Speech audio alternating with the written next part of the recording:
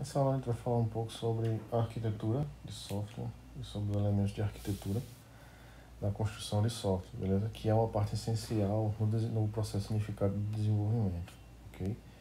Então, começando aqui com um pouco da introdução, antigamente, quando se desenvolvia um software, a ideia, a concepção do software, a gente tem algo a fazer, precisa fazer algo, a gente planeja esse algo que a gente vai fazer da forma como a gente acha que é melhor, tá? Desenvolve e entrega, certo? Qual era o problema disso? A gente conseguia desenvolver, a gente algumas vezes conseguia atender às necessidades que eram levantadas, porém a gente não tinha garantia de que aquilo era o melhor a se fazer, que ele era feito de forma eficaz ou eficiente, tá? A gente conseguia cumprir o que queria, tá? Como os projetos eram pequenos, não havia muito problema, certo? Mas o que acontecia? Muitas vezes esses sistemas eles precisavam evoluir, tá? Como aconteceu durante muitos anos, tá? E aí é o que se fazia? Eu preciso evoluir o sistema e o que a gente fazia era gambiarra, certo? Fazia um puxadinho aqui, fazia um puxadinho ali e chegava no momento que essas gambiarras acabavam gerando bugs irreversíveis no sistema, certo? Causando grandes problemas, tá? Então, foi a partir daí que se existiu a necessidade de se planejar antes de se fazer, certo? É como quando você vai construir uma casa. Você vai construir uma casa pequena, você não tem muito planejamento, você faz como a maioria das pessoas fazem, né? Faz a fundação, levanta os muros, as paredes, coloca um telhado, faz uma divisão simples da casa e tranquilo. Se você quiser colocar um segundo andar depois, você não consegue, ou um primeiro andar depois, você não consegue, tá? Porque o seu sistema ele não foi pensado, sua casa não foi pensada nisso, certo? Para isso, tá? E como você não tinha uma ideia do que você algum dia iria querer colocar um primeiro andar na sua casa, a sua casa ela vai ficar daquele jeito. Se você quiser fazer uma nova casa, um primeiro andar, você vai ter que derrubar o que estava antes, refazer a fundação e aí sim planejar a casa para um primeiro andar, certo? Então, antigamente os desenvolvedores tinham o sentimento que definir uma arquitetura era importante, né? Que a gente, além dos requisitos normais, alguns requisitos não funcionais eram importantes da gente ter, atender esses requisitos, tá? Então, como os projetos eram relativamente pequenos, não havia necessidade de desenhar um sistema que englobasse as principais características, como eficiência, funcionalidade, estabilidade e assim por diante. Então, com o aumento da quantidade de requisitos e surgimento de novas tecnologias, os sistemas precisaram evoluir, tá? Então, mas infelizmente não era possível evoluí-los, pois os sistemas não haviam sido projetados para acomodar mudanças, né? Então, eles até mudavam o sistema. Então, a gente ainda hoje tem empresas que têm sistemas antigos, né, que funcionam, que foram modificados, mas que essas modificações elas foram feitas da mesma forma como foi o sistema feito, certo? E aí muitas gambiarras são inseridas e problemas surgem que os desenvolvedores nem sabem como resolver, tá? Então, no fim, os sistemas precisavam ser reconstruídos do zero, tá? Então, essa era uma das principais razões dos fracassos do sistema. Só que assim, sistemas pequenos, eles eram baratos de construir, certo? Então não tinha muitos problemas em se construir um sistema do zero, tá? Havia uma perda de dinheiro, é claro, mas não era tanto problema. Só que hoje em dia, construir um sistema assim é quase inconcebível, certo? Porque os sistemas são grandes e aí se você constrói um sistema, gasta um grande dinheiro, você vai querer que ele funcione por pelo menos uns 20 anos aí, dando lucro, certo? Para que ele valha a pena, ok? Então, com o passar dos anos, os gerentes de sistemas de grande porte a gerenciamento do sistema de grande porte passou a ser uma preocupação para as equipes de desenvolvimento, tá? Então, os sistemas maiores precisavam evoluir rapidamente, permitir a reutilização de componentes e acomodar mudanças. Então, assim, para que possamos entender a importância de uma boa arquitetura, precisamos entender o motivo pelo qual a usamos, tá? Então, qual o benefício de uma boa arquitetura nos traz? Aqui ficou faltando uma interrogação. Vou botar aqui a interrogação. Vou só puxar aqui um pouquinho. Aqui a interrogação. Certo? Então é isso, né?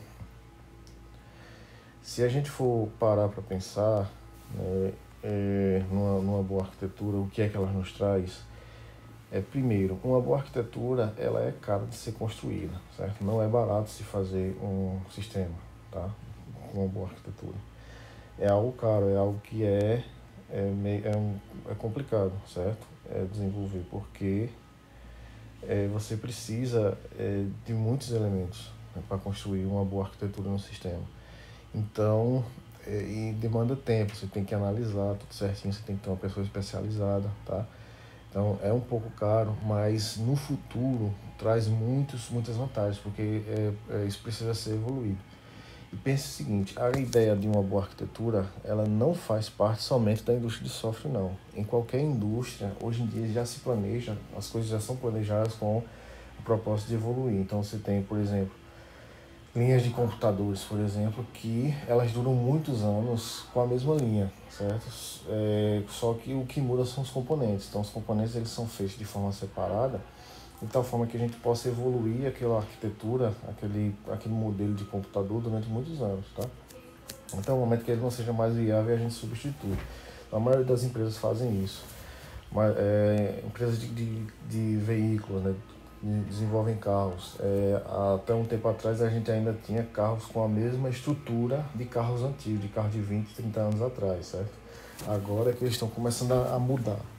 Então eles pegam aquela base de um carro muito antigo e aí você vê essa base rodando até hoje, tá? De carros. Aviões também são do mesmo jeito.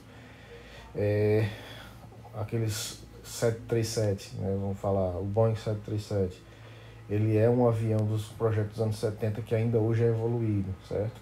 E a gente teve aí um problema aí com um dos 737, que é o mais novo, que ele começou a cair porque algumas modificações que foram feitas nele, o pessoal não queria criar um novo avião para fazer um avião mais moderno, que é o 737 MAX. E aí tiveram que fazer algumas modificações que alterou ali a estrutura do projeto, certo?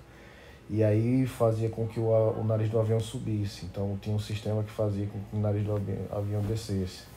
Então tudo isso foi pensando, isso foi construído pensando, quando o 737 foi construído, foi pensando que um dia ele seria evoluído, certo? Então a arquitetura hoje em tudo, ela é pensando na evolução, certo? Então pensando nisso, a gente sabe o seguinte, que a melhor arquitetura hoje para o desenvolvimento do sistema não tem dúvida, é a arquitetura baseada em componentes, tá? Então, antigamente, como era que se desenvolvia? A gente tinha lá o sistema sendo desenvolvido e a base de dados sendo desenvolvida como um todo, certo? Não como um todo, mas planejada como um todo, certo? Mesmo que esse sistema tivesse partes e a base de dados também tivesse várias partes, tá?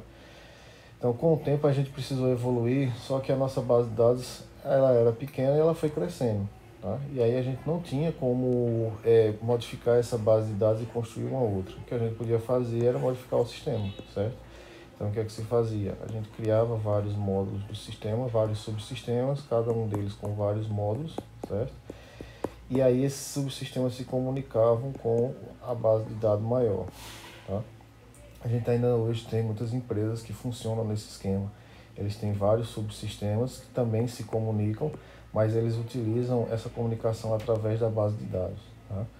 Isso aqui também gerou um problema porque a gente ainda tem esse grande pedaço de base que ainda está evoluindo, está em expansão, certo? Está crescendo, agregando novas funcionalidades. E essas bases de dados, elas são muito difíceis de evoluir, ok? Então, agora assim, tem essa ideia de ter tudo em componentes. A gente teve lá uma base de dados fragmentada, certo? E essas bases de dados se comunicando ou por um agente centralizador ou por meio de rotinas, certo? E aí os sistemas utilizam essas bases de dados, mas também podem se comunicar com outros, tá? Então essa arquitetura é melhor porque se a gente tiver algum problema com um pedaço dessa base de dados, a gente pode simplesmente substituir por outro, uma mais evoluída, uma evolução dessa base, tá? Então não há dúvidas de que esse é o melhor modelo para o desenvolvimento de um sistema, certo? Que essa é a arquitetura básica e aqui a gente tem no meio dela várias outras características que a gente pode adicionar, certo? Como vários protocolos aqui no meio, certo? Vários métodos de comunicação e assim por diante, tá? Então não há dúvida que um modelo baseado em componentes ele é melhor, certo? E aqui também, né, qual é a grande vantagem do modelo baseado em componentes? Se um subsistema desse quebra, a gente substitui e desenvolve só ele, certo? O resto vai funcionar direitinho. Se um módulo quebra, a gente substitui esse módulo. Esse subsistema aqui, a gente com o tempo vai evoluindo ele, todos os subsistemas, né? Então, um outro sistema apareceu, que precisa de um subsistema parecido com esse. Então, a gente só precisa pegar esse camarada e portar, certo? Com o mínimo de alteração possível. Qual é a grande vantagem disso? Esse cara já foi testado, já teve em produção, certo? Esse camarada já passou por toda a sabatina que ele tem que passar dentro de uma empresa. Então a gente já tem assegurado que esse módulo, esse subsistema, ele é adequado para o novo sistema que a gente está desenvolvendo. Então a gente só reutiliza ele. Então esse subsistema ele já é pensado nisso, né? Ele já é construído pensando que ele pode ser utilizado em outros sistemas. E assim a gente evita, reduz custos, reduz um monte de problemas no desenvolvimento, tá? Então, a arquitetura de software. A arquitetura de software engloba as decisões sobre a organização de um sistema de software. Tá? Então, seleção de elementos estruturais e suas interfaces pelo qual o sistema é composto.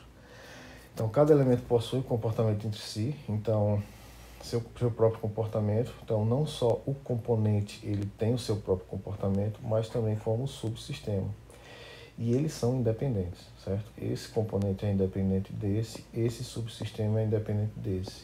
Inclusive, o bom é que ele tem a sua própria base de dados, que é independente, mas não significa que eles não se comunicam, certo? Não significa que eles não estão interagindo, ok?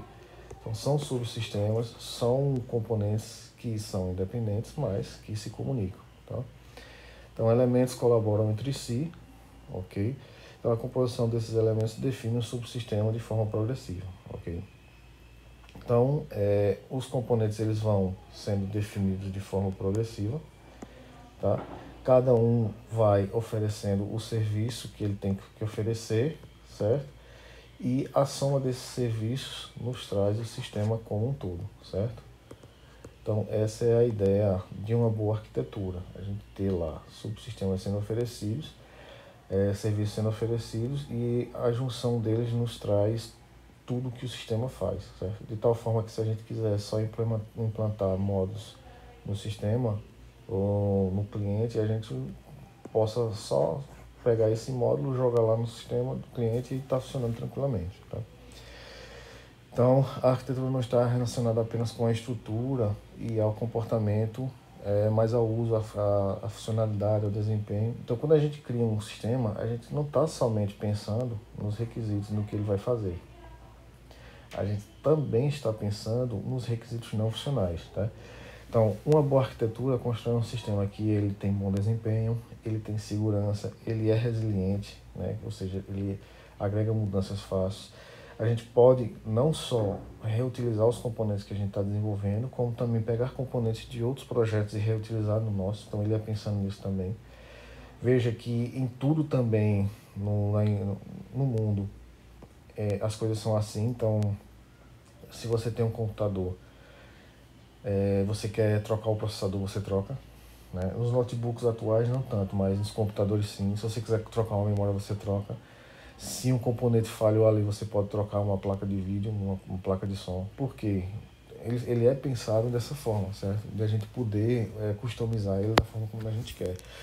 Isso facilita a manutenção do sistema, isso facilita a evolução dele, que é o que acontece, por exemplo, com construção de carros, tá? Então, quando o pessoal constrói um carro, eles já pensam nas coisas separadas, independentes, de tal forma que se a gente quiser fazer qualquer modificação, a gente só tira aquela peça e coloca outra, está resolvido o problema, tá? Então, essa é a ideia de se construir uma boa arquitetura, né? A gente não pensa somente em resolver o problema do cliente, a gente pensa em resolver o problema do cliente da melhor forma possível, ok? Então, outra definição para o que é arquitetura. Então, a arquitetura é o conjunto de princípios estruturais que permite ao sistema ser composto por um conjunto de sistemas mais simples, cada qual com seu propósito e contexto local, tá? Então, essa é a palavrinha-chave, né? Que é independente, mas não inconsistente com o contexto global. Então, todos esses caras são independentes, mas se conversam e se comunicam para que a gente tenha a definição de algo global, ok?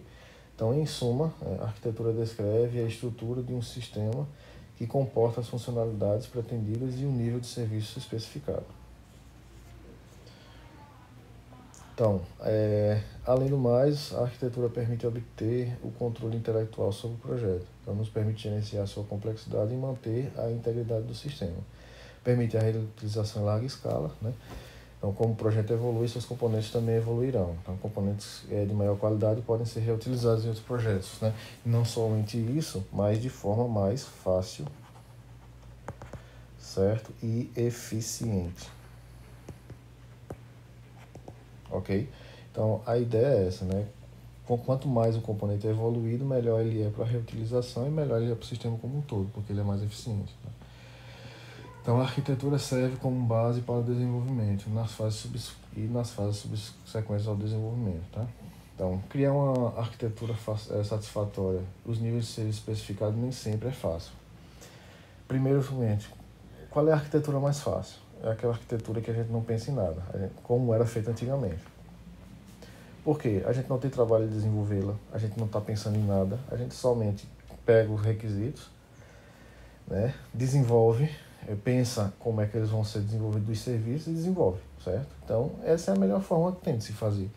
É mais barata, custa menos tempo para fazer, certo? Porque a gente não está pensando em nada. Até o desenvolvimento é mais fácil, porque é só você chegar lá e desenvolver de qualquer forma. Porém,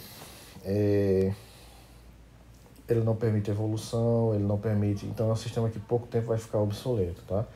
Então, criar uma arquitetura, a gente tem todo o trabalho de pensar em tudo, mas a gente também tem a ideia de que todo projeto ele tem um orçamento. Então, mesmo que você queira criar uma arquitetura, você queira criar ele da melhor forma possível, a gente tem que se lembrar o seguinte: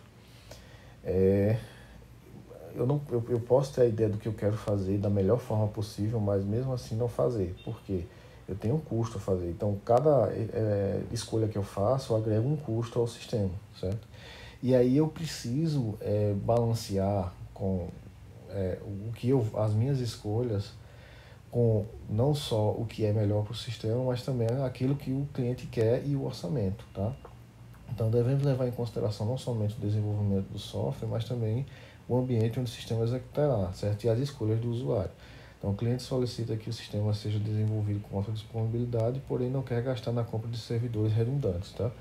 Então, se eu não tenho, por exemplo, servidor redundante de banco de dados ou muitos servidores redundantes, eu tenho que priorizar alguns elementos. Então, quais são aqueles elementos que não são essenciais? Então, esses elementos não são essenciais, a gente coloca em servidores não redundantes e coloca um sistema de backup eficiente, tá?